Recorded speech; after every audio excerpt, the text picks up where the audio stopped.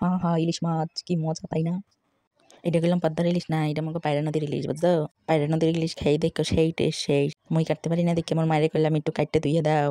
মুই এইবার রাঁধতে পারবো না, মুই আবার ইলিশ মাছটা অনেক ভালো রাঁধতে পারি। সেই টেস্ট হয় সেই। এই তো দোয়া মাছের উপরে হলদি মরিচ নুন টুন দিয়ে টিয়া সব মাহাই ধোয়াইয়া হাইপার আমি দিমু কড়াইতে গরম তেলের মধ্যে ছাইড়া।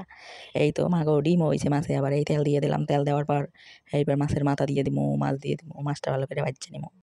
আগে ইলিশ মাছের মাথাটা তো মুই খাইতাম, এখন মাঝে মাঝে খাই, এখন ওর ঘরে জামাই আইছে না, জামাইরে দেওয়া লাগে মাছের মাথা। মোর ইলিশ মাছ রান্নাটা একসের মজা একসের, দেখতে হইবে না কেন দেখছি মোর মার দাইতে। মোর মায়ের এত মজা কইরা যে ইলিশ মাছ রান্ধে ওরে আল্লাহ গেরানি পেট বেড়ে যায়। এই তো কষাইলো মু এই যে ইলিশ মাছ পেঁয়াজ তেল হলদি মরিচ নুন এই দিয়ে রাইন্দা খাইতে এত মজা, মানসি খিল্লিগে যে সরষে মরিচে দিয়ে খায় কইতে পারি না। আমার দ্বারা এইরকম রানলে তো সেই টেস্ট লাগে সেই। এইরকম করে মাছ ভাজতে দিলে তো হুদা জল দিয়াও এক থাল ভাত খাইয়া লান যায়। অবশ্য আমি ভাতটা একটু কম খাই, মাছ খাইতে পারি। বেমালা মাছ।